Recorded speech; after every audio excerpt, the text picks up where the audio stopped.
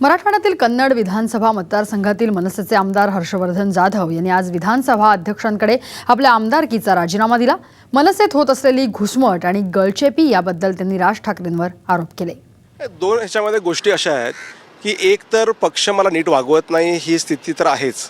मला ज्यावेळेला मारहाण झाली त्याच्यानंतर राजसाहेबांनी सभा जरूर घेतली, पण त्याच्यानंतर विधानसभेत जो प्रश्न उपस्थित करायला पाहिजे होता तो विधानसभेत 5-6 दिवस सुरुवातीचे उपस्थितच केला नाही मनसेने, तो नंतर शिवसेनेने उपस्थित केला।